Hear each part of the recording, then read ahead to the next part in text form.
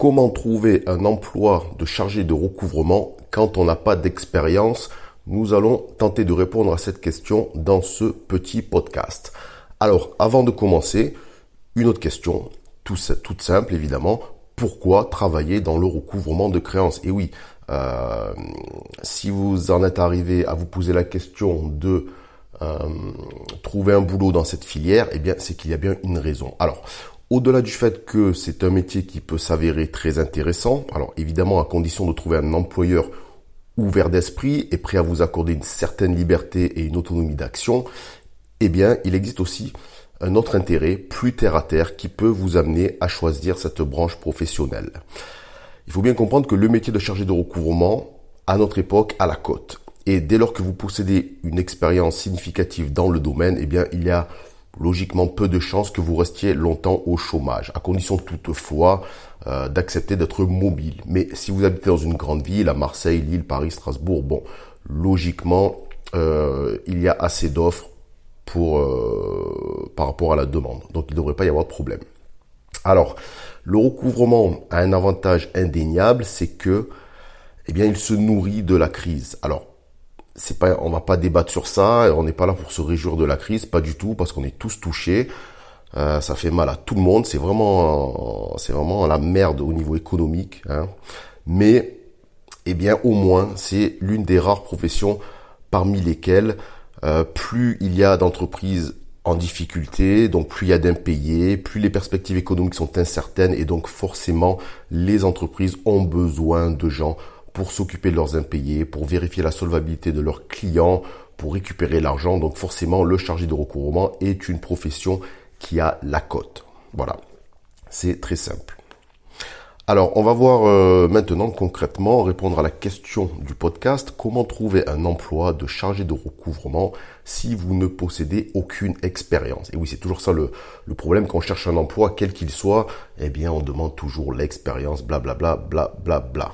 Alors, si vous êtes à la recherche d'un emploi ou que vous voulez comment on appelle ça déjà, quand on veut changer de boulot, vous réorienter, on va dire, hein, réorienter votre carrière professionnelle, eh bien, il y a malheureusement de fortes chances pour que les employeurs qui proposent des offres d'emploi exigent une expérience de votre part dans ce domaine. Et oui, 1 an, 2 ans, 5 ans, 10 ans, on connaît la chanson. Et vous, malheureusement, vous n'en possédez aucune. Vous n'avez jamais fait de recouvrement, mais vous êtes quand même intéressé par ce métier pour différentes raisons, peut-être celles qu'on a évoquées plus haut. Donc, pour contourner on va dire votre lacune en termes d'expérience pro, il existe 3 façons. Alors la première façon, c'est de vous orienter vers l'alternance. Donc l'alternance, c'est plutôt pour les plus jeunes d'entre vous, hein. Donc si vous suivez par exemple un BTS ou une licence en alternance, eh bien comment ça se passe? Vous passez 2 jours à l'école pour la théorie et vous passez 3 jours en entreprise. Donc ça, c'est une bonne opportunité. Ça va vous permettre de postuler plus facilement pour des offres de chargés de recouvrement. Pourquoi? Parce que ce type de contrat en alternance que proposent beaucoup d'entreprises, déjà il est très avantageux pour elles. 1, la rémunération est faible, en général le SMIC, et 2, le contrat ne dure qu'1 an ou 2 ans, ce qui fait que par conséquent un employeur sera prêt à prendre le risque de vous engager, même si vous ne possédez aucune expérience dans le recouvrement de créances. Comme je dis, ça lui coûte pas cher et au bout d'1 an, le contrat s'arrête, à moins que vous lui conveniez et qu'il y ait une création de poste. Donc là, c'est une très très bonne occasion de vous former et d'apprendre le métier sans avoir la pression d'un nouvel embauché en CDI. Donc l'alternance, allez-y, foncez. Deuxième cas de figure où vous n'avez pas d'expérience, ça va être la mission d'intérim. Alors l'intérim constitue vraiment une très bonne porte d'entrée dans le métier, hein, je sais ce que c'est. Pourquoi? Parce qu'il arrive que certaines entreprises qui sont prises de court dans une situation d'urgence, eh bien comme maintenant par exemple avec la crise du Covid, machin là, eh bien dans l'urgence, elles font appel à une agence d'intérim pour qu'elle leur trouve un chargé de recouvrement. Et si l'agence d'intérim mandatée, puisqu'en général, vous savez, les entreprises bossent avec 1 ou 2 agences d'intérim, ils ont des contrats, hein. Donc si l'agence d'intérim ne dispose d'aucun chargé de recouvrement expérimenté dans sa base de candidats, dans son stock, son vivier, eh bien, elle sera amenée à proposer à l'employeur un candidat qui est novice dans le métier. Pourquoi? Parce qu'il faut bien comprendre une chose. Une agence d'intérim, quand elle reçoit de la part de ses clients des demandes, c'est-à-dire des profils, des demandes de contrat, eh bien si jamais elle ne trouve pas le profil qui matche bien avec la demande de l'entreprise, eh bien en général, alors pas tout le temps, mais plutôt que de perdre le contrat et que l'entreprise aille voir chez une autre agence d'intérim, eh bien elle va essayer de refiler, j'allais dire, le poste à pourvoir à un candidat sans expérience, en essayant de le mettre en valeur sur d'autres domaines. Donc vous avez toutes vos chances. Donc n'hésitez pas à vous inscrire dans des agences d'intérim et surtout, évidemment, vous leur expliquez que vous cherchez un emploi de chargé de recouvrement. Même si vous n'avez jamais exercé dans ce métier, c'est pas grave. Vous essayez d'inventer un peu, mettre en avant des qualités que vous avez pu expérimenter dans votre vie privée ou vos anciennes expériences professionnelles. Dites-leur. En général, il y a des offres qui tombent assez régulièrement. Et comme je vous dis, s'ils ne trouvent pas de mecs calés, expérimentés, ils feront appel à vous. Ensuite, une fois que vous entrez dans l'entreprise en tant qu'intérimaire, là, parfait, vous allez vous en servir pour apprendre le métier. La troisième possibilité pour trouver un métier dans le recouvrement, donc celle-là, elle va être plutôt indirecte, ça va être de trouver un job que proposent les centres d'appel. Les centres d'appel, vous savez ce que c'est. Soit il y a les appels entrants, soit sortants. Appels entrants, ça va être des clients soit qui se plaignent, soit qui ont des questions. Et appels sortants, en général, ça va être de la démarche commerciale pour essayer de vendre par téléphone un tas de services plus ou moins divers. Alors, les emplois dans les centres d'appel, j'en ai déjà fait. Quand j'étais plus jeune, je sais ce que c'est précaire, c'est mal rémunéré, c'est la merde. Mais cependant, si vraiment vous êtes un peu en galère en ce moment, eh bien, n'oubliez pas que les centres d'appel, ça constitue une bonne alternative pour se former au métier de chargé de recouvrement et surtout à la négociation plus globalement. Donc, ce que vous pouvez faire, commencez par faire la liste des grosses sociétés de recouvrement en France et vous postulez chez elles. Donc, la plupart, il faut savoir qu'elles possèdent des centres d'appel où il y a un très très gros turnover, évidemment, pour les raisons invoquées plus haut.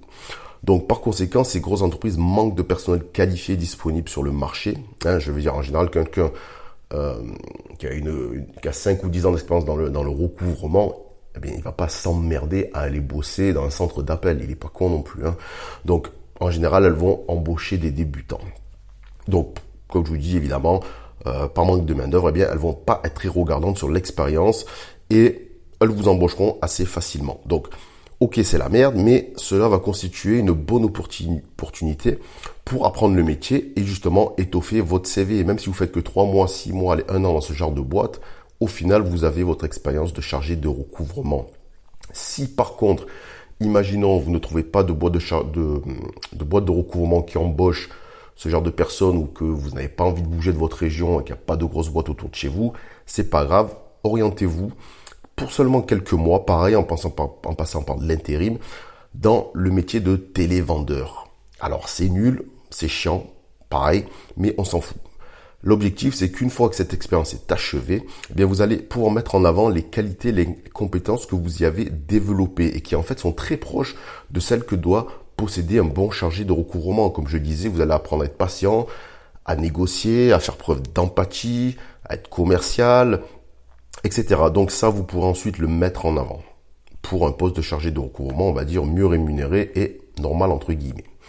Voilà. Alors si par contre vous êtes côté employeur, vous êtes une entreprise, un patron, un comptable, un directeur financier et que vous voulez embaucher un chargé de recouvrement, ce que je vous recommande de faire vraiment à tout prix, surtout en ce moment, il en va de la santé financière de votre entreprise.